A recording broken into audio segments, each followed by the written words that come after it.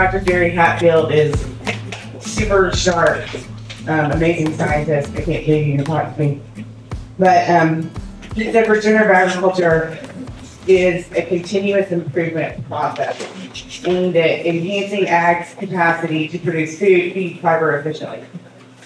So we always talk about principles, but really regenerative agriculture is a lot more than that. We use a gradual, adaptive approach. Everybody here, all the speakers have been talking about how, we can't come out here and say, thou shall integrate livestock. You cannot spray herbicide. Like Russell said, he gets ridiculed for that kind of stuff all the time. It's a continual improvement, and we're working with nature. Nature is complex. It's not linear. We want to see all the interconnection between biological, physical, chemical factors. And I heard Russell say a few minutes ago, we don't know 1% of what's going on in the soil. We haven't identified 99.5% of the microbes that are even in the soil. But we do have some tools that we can use to identify and see what's going on. We're looking to improve the land, water, and quality of life through nature. So today, I'm going to talk about the Haney test, because my name is Liz Haney. Ta-da! You haven't good test. There you go. But in essence, regenerative agriculture is not restrictive, it's context dependent, and it accounts for the complexity of Mother Nature. And that's what we try to do with the Haney test. We can look at soil results, but if I don't know where they came from, I can't say, oh yeah, you need to go do this. I gotta know what your operation is. I got to know where you're from, what your climate is, what last year was like, what's your equipment like, how many people do you have working on a farm, all these kinds of things. It's very context dependent. So again, my name is Liz Haney. I'm from West Texas, but I don't talk like Russell or you. Even though he and I are from similar areas. I'm a soil scientist, but there's a lot more that goes on in what we do with our company, with what Russell and I do. It's a lot more complex, just like nature.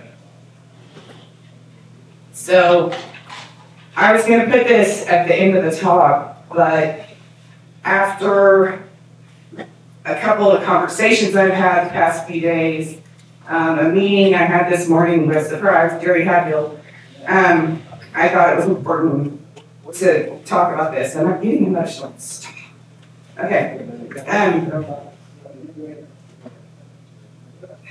It's really important to talk about the approach that Russell and I have in everything that we do through work. He does great plot work. He does all this science stuff. He's a better scientist than I am. All farmers are good scientists. We're just here to back you up with data. But the way that traditional agriculture is, and the way that our society is today, is that, and especially in Texas, you gotta be self-reliant, resilient, and it tends to lead to isolation. And I know a lot of farmers that are isolated. And we really work with science and farming techniques and nature and all of our partners to bring together community. And it's very important in learning. We have to learn through people's experiences, their scientific research, how they problem solve and work together to problem solve. So ag research especially is very closed off. A lot of people don't want to share their data, all that kind of stuff, and we are not like that. We are never farming in a normal year. The USDA doesn't even have a formula plant. There's a lot of my way or the highway attitude in ag research in some of the farmers I talk to. There's infighting within regenerative agriculture. But regenerative agriculture is about creating that supportive environment. And that's what we have here with Minnesota Soil Health Coalition, Don and Grant, our partners that we work with on trials like Tucker and Enlightened Soil. It's very important. That's why we're all here. And I made notes, which I never did, but I didn't want to forget to say anything. So, when I met Dawn, how long was that? Last year. Yeah, last year. I said, okay, well, now you're my farmer. And she called me a couple months ago and she said, well, when you said you were my farmer, what exactly does that mean? And I was like, well, we'll help you all the way from soil testing to, I'm sorry your dog died, let's talk about it for an hour. Like, that is the kind of support that we give. Farming practices, marriage counseling, whatever. That's a big part of what we do. And in fact, I want to tell a story because Carl told me this morning that the streets closed off because a guy was going to jump from a building. Last year, a farmer called me, and I guess he could tell I was having a bad day, and he said, what's wrong? I said, I don't want to talk about it. And he said, well, I want you to know that about a year ago, I almost committed suicide. And he said, but then I met you and your group of people, and now I have hope. And what does this have to do with soil testing? Yeah, a lot. The soil is the foundation for life, and that's what we're building all of our livelihoods on, all of our relationships on, our homes on, and that's why it's super important to me. So, the benefits of soil health go far beyond return on investment. It is to create flourishing farms that your kids and your grandkids want to come back to, stronger rural farming communities, revitalizing rural America, and just a more hopeful future. Okay, so now I'm going to get the nerd stuff. When Russell and I start working with growers, we first find out where you're at, what your situation is, what your problems might be, and then we start with soil testing. We got to get a baseline for where you're at. We use the Haney test, we use other ones like Nutrient Digest, PLFA, which is about fungal bacterial ratios, all those kinds of things. And from that, we figure out how everybody can continually improve their operations over time. Because if we're still consulting with you 10 years from now, we failed, we haven't taught anything. And I still listen to Russell all the time. But we tailor practices based on the results from these tests to optimize biological and chemical factors so that you can have an improved return on investment. Biology is critical in regenerative ag. That's what we focus on. My husband developed this test a long time ago because he was a farmhand and he kept seeing the guy he worked for almost going broke or having to declare bankruptcy. No control over commodity prices, input prices, anything like that. He developed it for fertility recommendations because he knew that the biology could provide more than what we were seeing.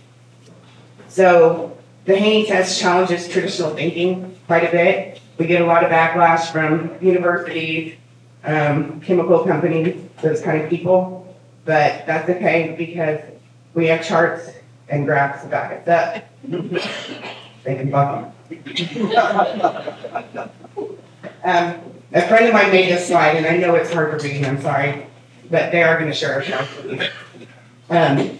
The Haney test focuses on soil health, biology, nutrient availability, nutrient cycling, so that you can get agronomic insight to improve your management, save on input costs, improve your carbon, all those kinds of things. We can track your management progress over time using the different metrics in the Haney test, and then we can give you progress scores as well.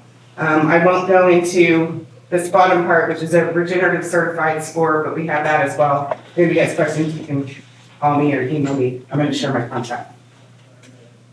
So with soil testing, with the Haney test, we're trying to mimic how the soil responds to rainfall, which y'all aren't familiar with at all right now.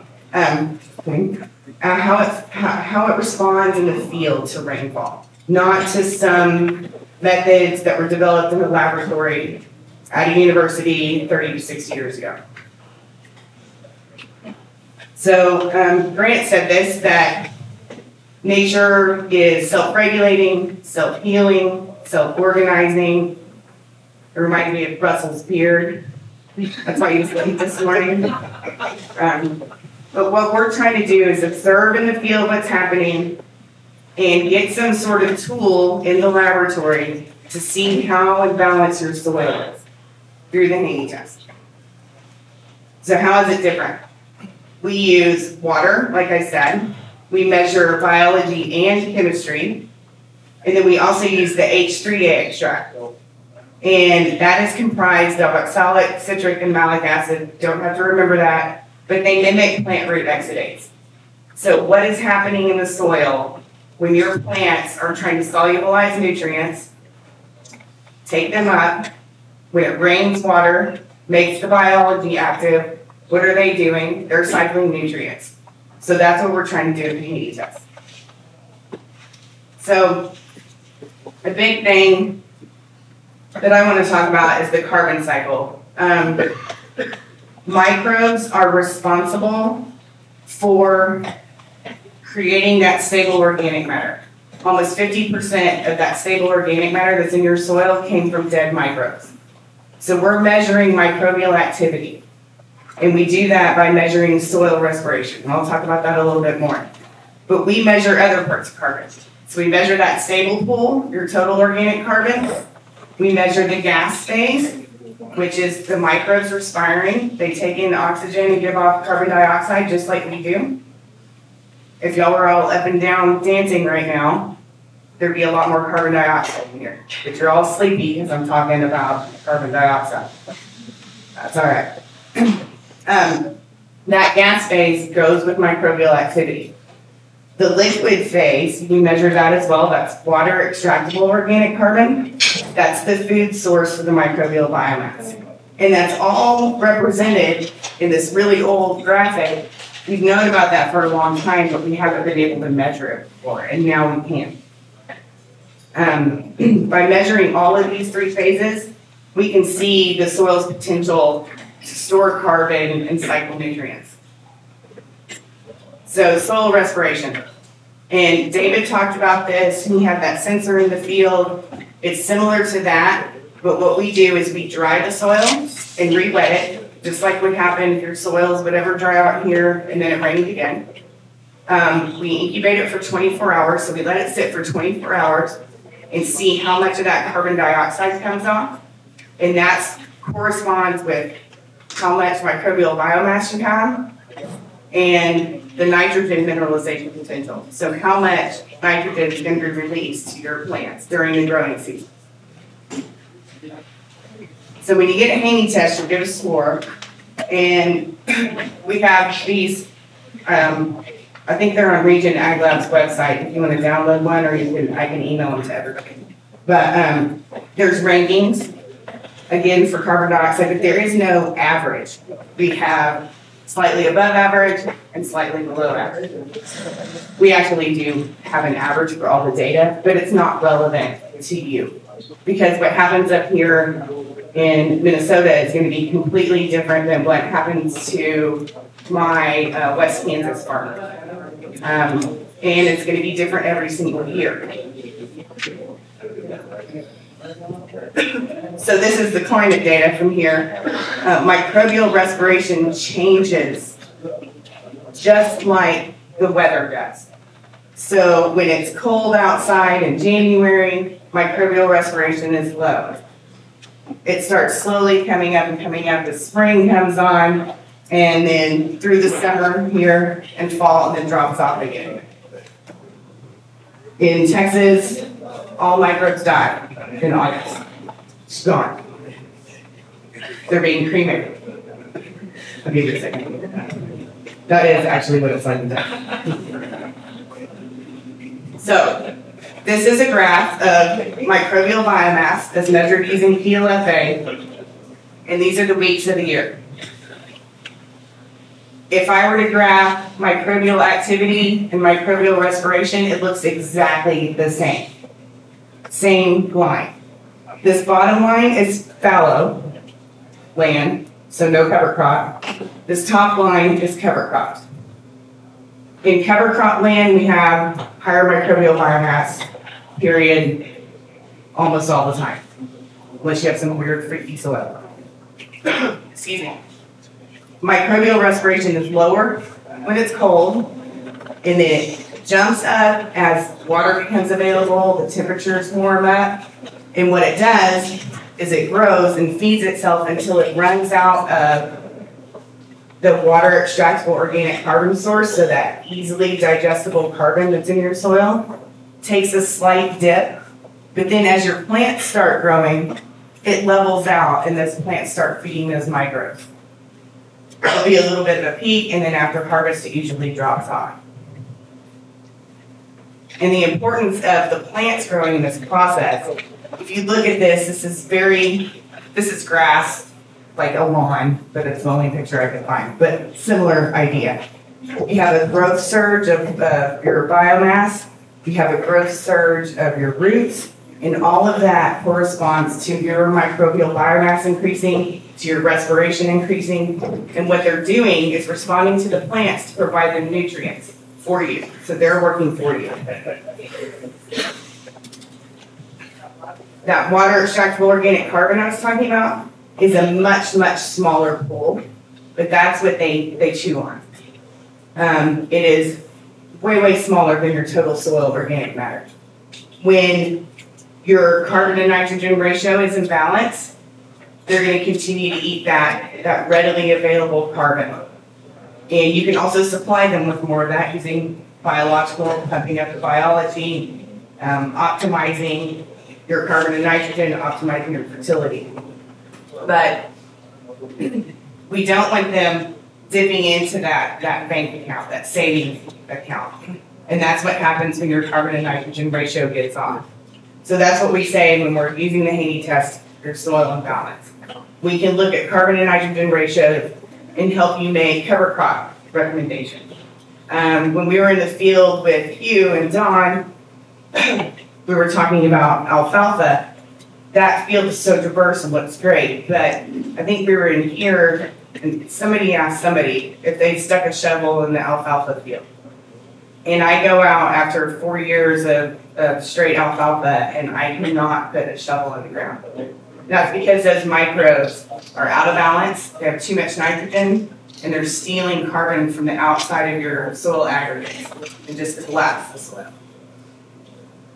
The roots are very, very important. They're the ones supplying this water extractable organic carbon to,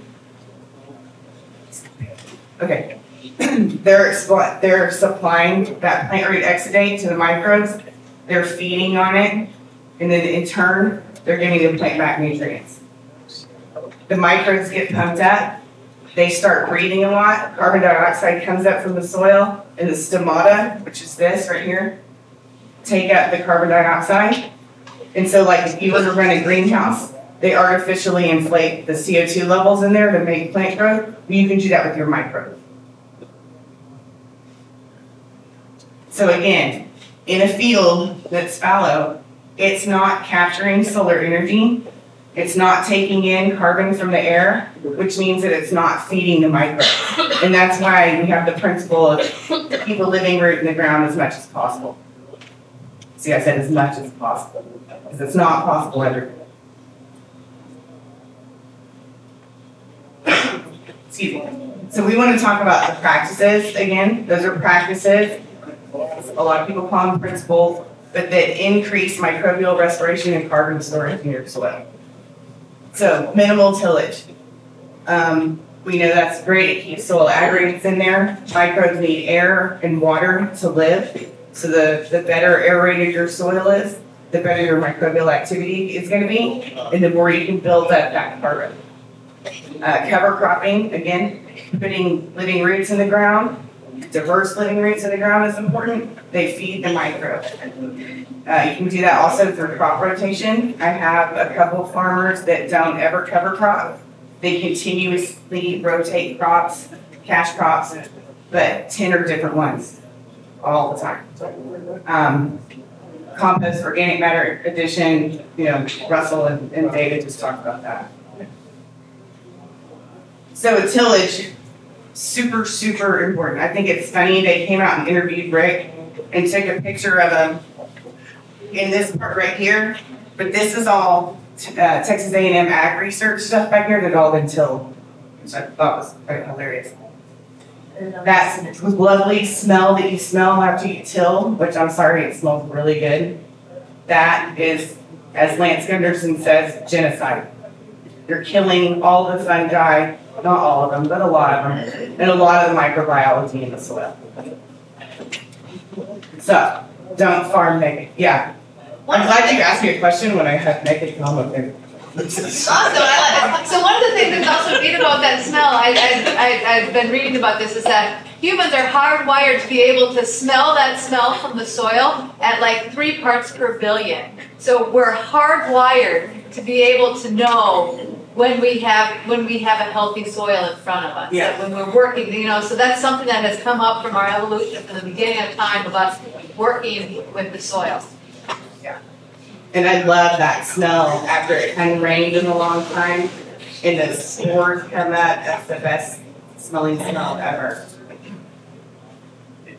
When we were out in the field, there was so much diversity in the pasture that it was just awesome. And what that above ground diversity does is creates below ground diversity. So you have different root structures that are giving the soil a good structure. You have different roots and different plant types that are feeding different types of microbes, which provide diversity in microbial biomass. And what that gives you is resilience. So in a wet year, like this year, you might have a whole population of microbes that can't handle that. But because you have diversity in the soil, there's other microbes that are going to function properly for you. You can do that through cover crops, crop rotation, but it gives you that resilience so that your soil can always bounce back. I'm not a never tiller. Sometimes that has to happen, but the more diverse and resilient your soil is, the more and better it's going to bounce back after that happens. After you have to do a tillage pass, or like in the South, you have to rebed for cotton. And when you think about it, the root structure is very important. And I'm showing these, so I took pictures of sunflower roots, which are all neat and go all through the soil, versus like sorghum roots, which would go deeper maybe in certain situations, or at least in Texas they might. But they don't have as many fine roots on there, so they're going to give the soil a different structure. And the microbes and the results from the Haney test are going to differ around that different root mass. And that's where all the action happens. It's right around that rhizosphere, right around the roots. So we took soils and we took right from around those roots. We pulled up a sunflower plant, shook it off, and tested it. We pulled up a sorghum plant, shook it off, tested the soil from that, and then we took soil from where nothing was growing. And I'm sorry, this is hard to read. My husband made this slide. It's not my fault. This is microbial respiration. Where that sunflower is, and it has all those finer roots, the microbial respiration was higher, so there was a bigger microbial biomass than where that sorghum plant was growing versus where there was no plant growing. Similarly, there was more food source for the microbes from the sunflower, which is the green, compared to sorghum, compared to the bulb soil. The soil health score around that sunflower, where all that root interaction was going, was much higher than both other ones. The MAC, that's the microbially active carbon, and we'll talk about that more. I know Russell's mentioned it a couple times, was a lot higher around that sunflower. And what that means is that there was much more organic nitrogen around that sunflower, so much more nitrogen is being released from those microbes to your plant. That's free nitrogen. Just, you don't have to pay for it, except for in your practices. The inorganic nitrogen was highest in the bulk soil, where there was nothing growing. And the inorganic nitrogen in the soil, especially all this rain, just leaches right away. Just leaves the system. So other things you can do is, reduce chemical inputs. Don't fry the little critters in your soil as much as possible. We're not saying don't ever do it. Trying to maintain soil moisture. That means adequate soil moisture. pH management. A lot of people are like, can't line because you have to incorporate it. But if you don't get your pH straight, bad things can happen. And then obviously using biologicals can also help some. So we work with a company called Rise Bio. They do metagenomic testing. And what that is they take the DNA of the little microbes and bugs in the soil and see what that population looks like. Oh, that's the soil result. Oh, thank you. Put the wrong one up there. Anyway, using the Haney test on a treated and untreated, and I'm going to tell you what the numbers are in here. If this is untreated, soil respiration is about 45. On the treated, it was about the same. So there's a lot of factors in here that were very similar, but we couldn't really see the difference on the Haney test. So lightning might strike, but the Haney test does not tell you everything you need to know.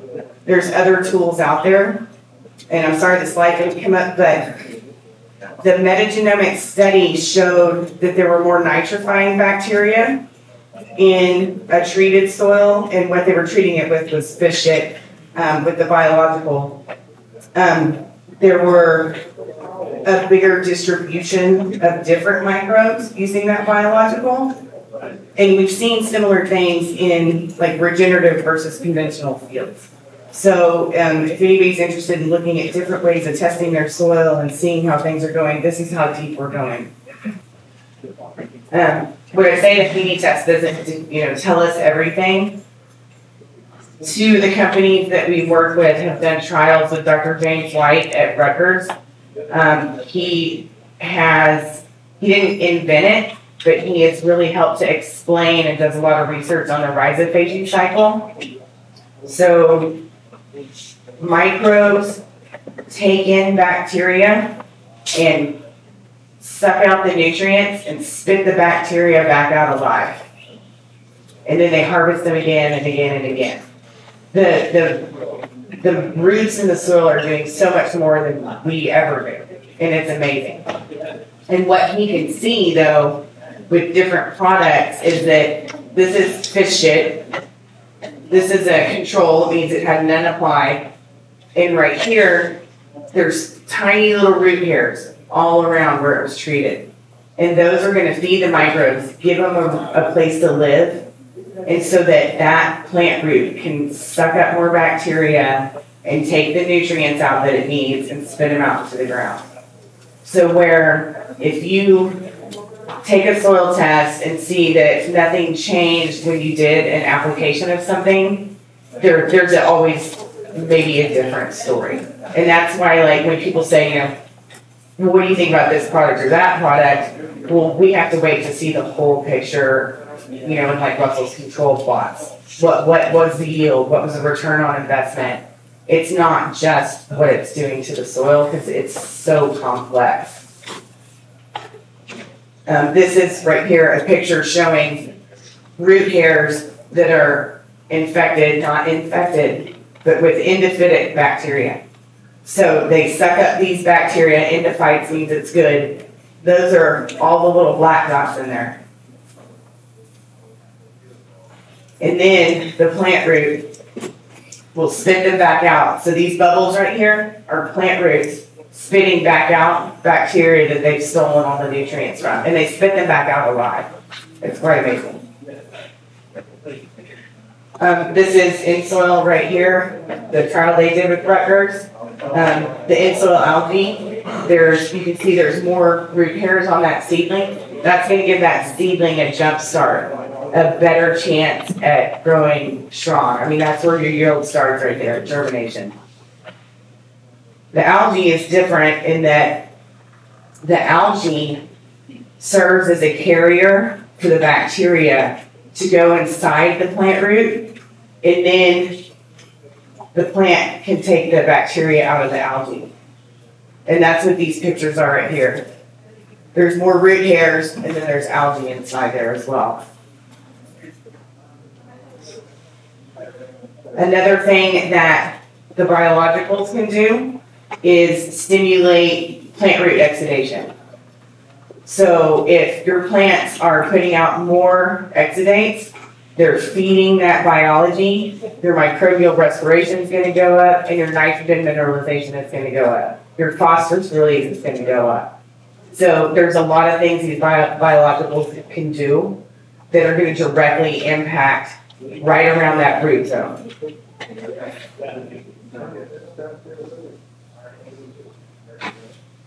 This is a picture here. This is an algae capsule right there that was in the root cell and released all of the bacteria inside it. That's why it looks like an empty shell. And then the algae also lose their chlorophyll once they're inside there. So it's a pretty neat process. But I'm putting my contact up right here, but what I want to do is in your packet, there's some results. It's your turn now, Dawn. Oh, and Grant. Sorry. That was sex and stuff.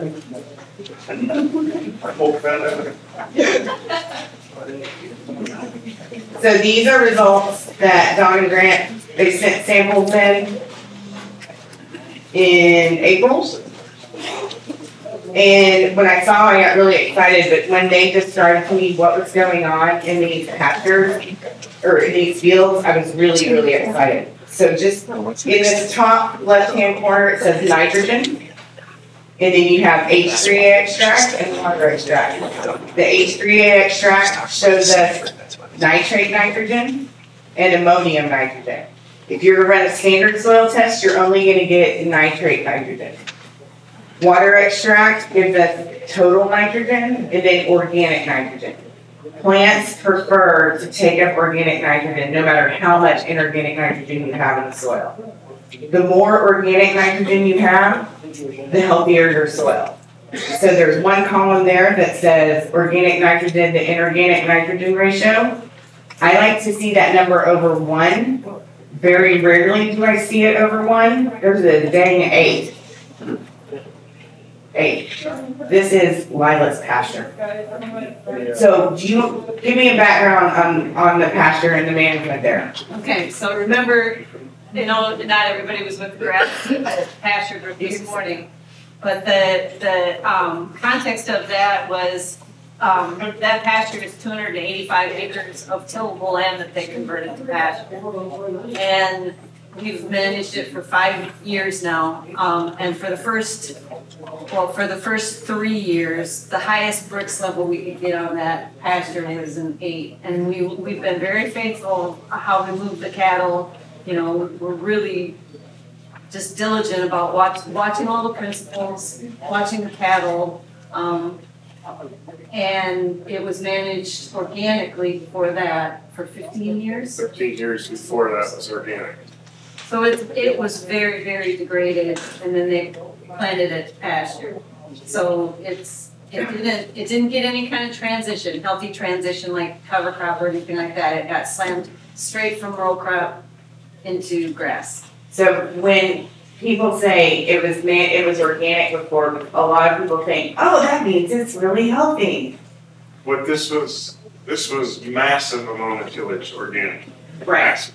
So most of the organic growers that I know, I mean, not in this circle, but a lot of 8, 9, 10 times their tilling every single year.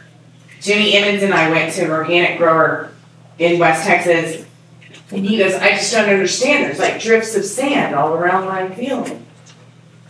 And we're like, you're in West Texas, like the wind blows 100 miles an hour all the freaking time, and you're tilling 9 times a year. I don't know what Jake said. Okay, go ahead. What else do you want to know? Well,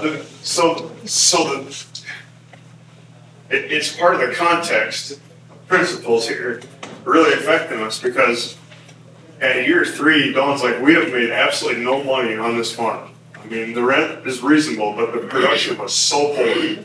We did all the principles right, all the grazing absolutely right.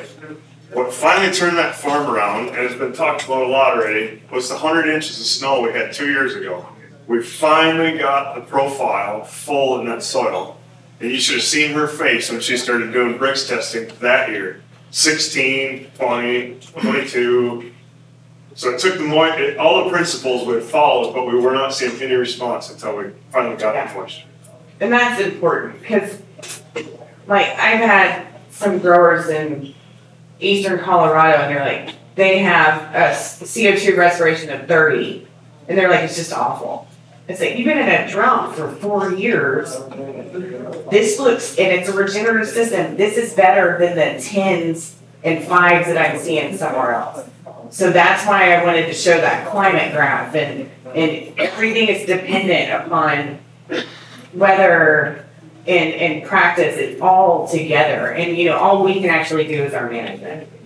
Other thing I want to point out on this result here is that the respiration value, it's 232.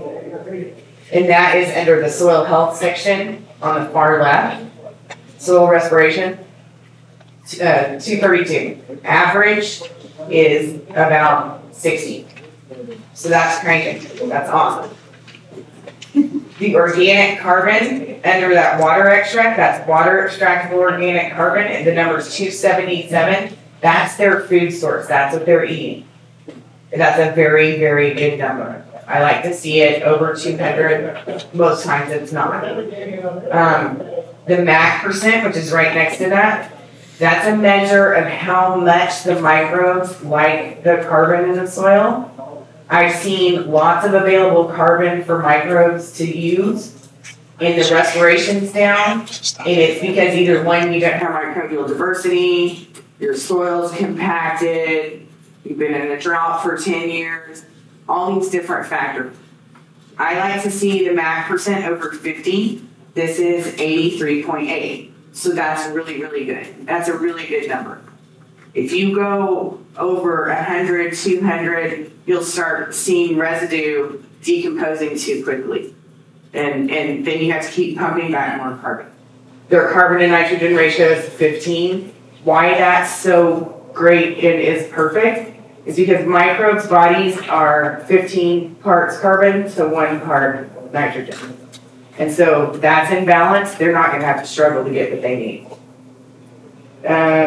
Next page is Rod's West, which also kicks ass. So this is the same landlord, but this is part of the land that we do grow row crops on. When we opened up here, I showed you that picture.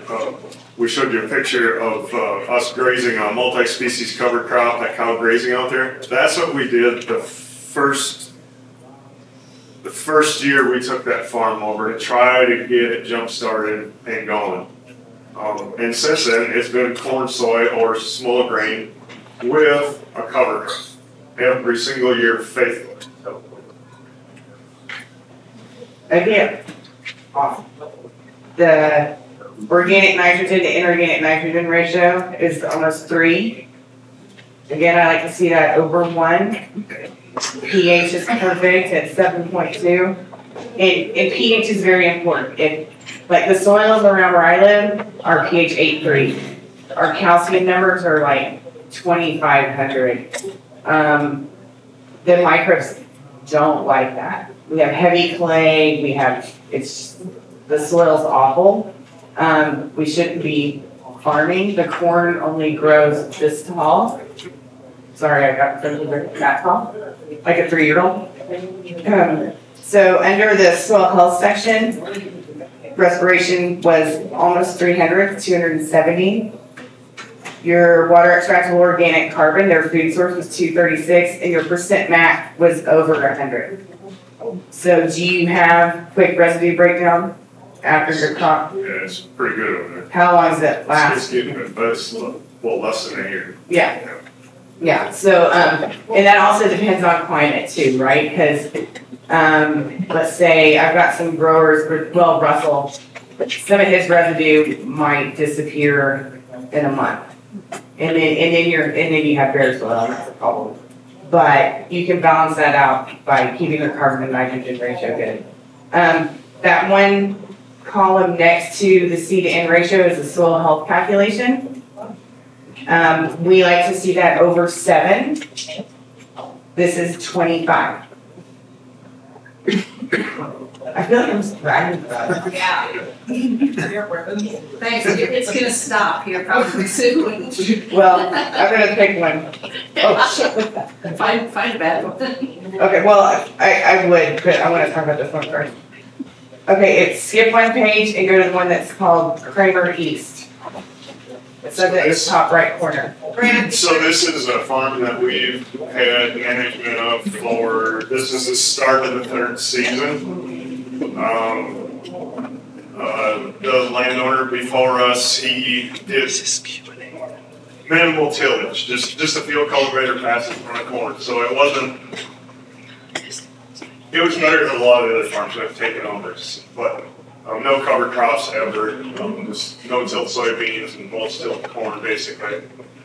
And this particular field, David Kleinsmith and I were talking about this. We've been talking about it all year, along with Phil Smith. We had cereal rye that died this year. I don't think the stuff would ever die without chemical. And it died this year. And what we've learned is we've got some pretty big imbalances out there, but things are changing on this farm. I mean, this 3rd year, it's corn actually looks pretty nice this year. The 1st year corn it's kind of tough, but it's one we're working on.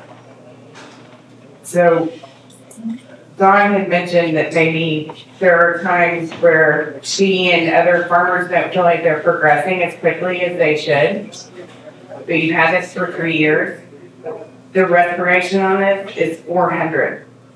That's twice the average of regenerative farms. Twice. So you're doing a good job. Your percent back is 200. This is like, I'll take Russell, is the champion of corn. His field that he broke the record on, his respiration was about 450, and his percent back was a little over 200. So there's a lot of potential there, and you're doing good stuff. That corn field looks good. Yeah, right on. Okay, now we're gonna talk about the next page is Zach.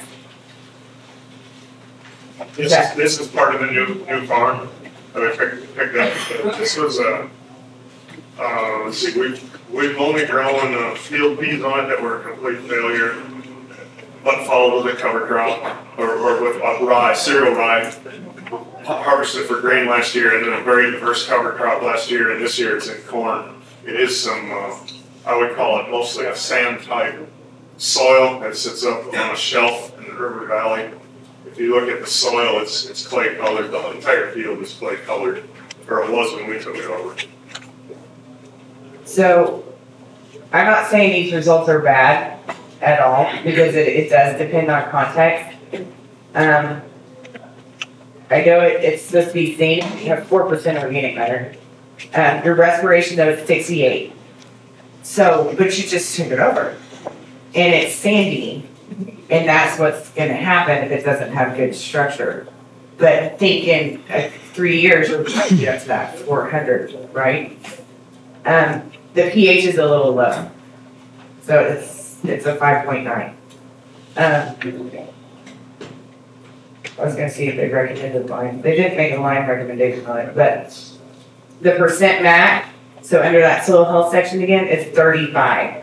So you have the carbon source there for the microbes, but they're just not reacting to it right now.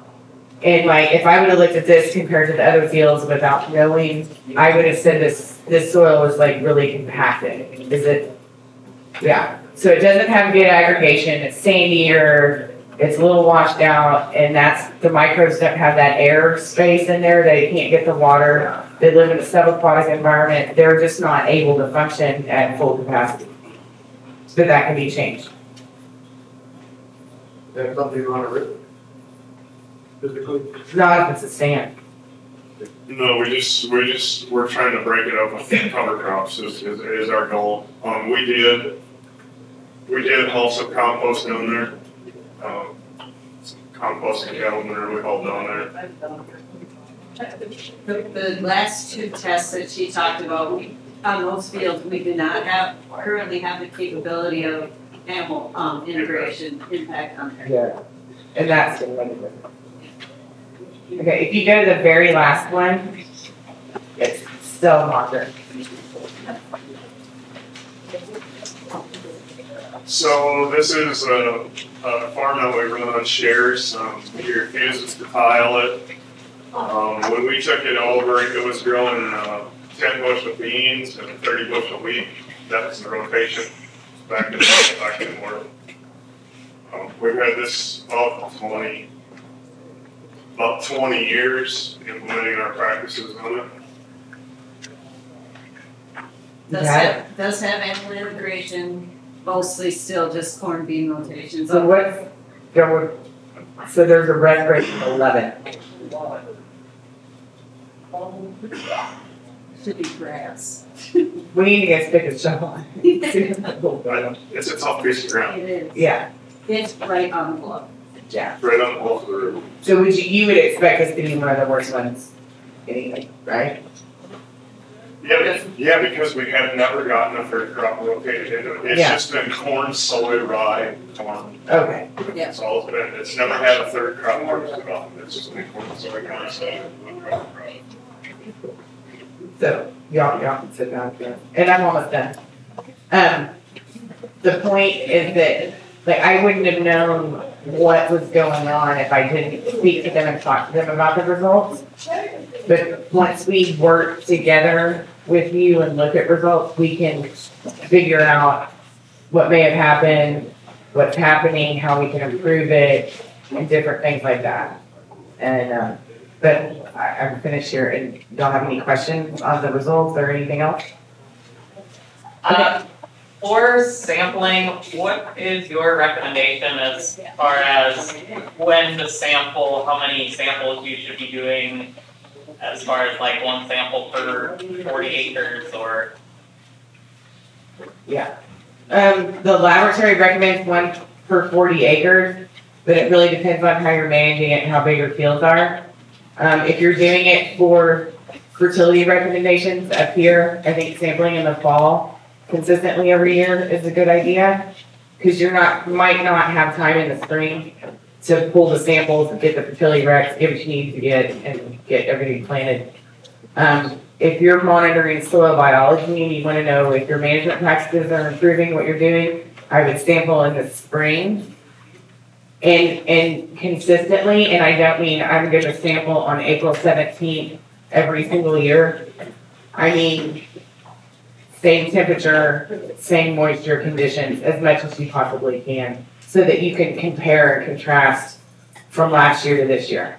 But, well, on that too, like, I noticed this year, last year I started sampling the 1st of April, soil temps were 50 degrees and 2 inches gathered. This year I started sampling, and then we got rained out, I finished sampling in the May, and that soil temp was considerably warmer, 65, 70 degrees. And there was a huge difference in microbial activity between those early samples and the later samples. And so in my area, I might try doing some false depending on moisture. I started doing zone sampling on all of it too. No zones bigger than 10 acres, really, or smaller than 10 acres. But not doing it off of soil types or any soil maps like that, using slope and elevation, looking at historical yield data to develop those zones. And it's really eye-opening to look at that, and if we're making those management decisions on fertility or whatever, to see the higher increased areas versus low increased areas. But are you doing variable rate or lighter? Yes. Yeah, and the soil temperature is important, but, you know, if you can't take it at the same time and like he's saying, it's 50 degrees and then it's 65 degrees, just keep that in mind when you're interpreting it, because it's gonna change. We've taken soil tests in the morning and then some in the evening and sent them in, and the respiration's different. We've put sensors in the ground for continuous monitoring CO2. And it changes all throughout the day. And surprisingly, in the middle of the night, for some reason, there's a huge dump of CO2 coming out. And I don't know why. I can tell you why. Okay, tell us. So a few years ago, I put a trail camera out on the corn to watch 2 different products, see how it looked, you know. It was a time lapse. Every 2 hours, it's taking an image. And so I put it all together as a movie at the end to watch the corn for the whole growing season. And at that same time, and I told Rick this and Jason, at that same time between like 1 a.m. and 5 a.m., that corn, it would look like all of a sudden the wind picked up or something. It just started to twist a little bit and turn and just dance almost. Well, at that time is when that plant is dumping sugar into that soil. It did it from the roots. That's what we come up with. So it increases microbial activity.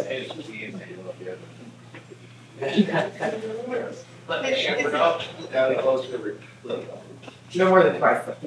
Isn't there also some discussion about how the soil cyclically will breathe too a little bit as well? Like every 24 hours, like the soil will pull in a certain amount of CO2 and then oxygen and then release that CO2. That's kind of a cyclical process too. So I wonder if that happens at a certain point in time of the day. But kind of why I went into the rhizophage thing. It's like everything is so complex, and like Russell was talking about, everybody says the Haney test is like calibrated. Well, how in the hell are you going to calibrate biology that's interacting with biology in the atmosphere? And it's calibrated to your soil and what your plants are doing right there. Who gives a crap what's happening on somebody else's soil? You know, we can learn from it, but we want to know what's happening in your situation, your living.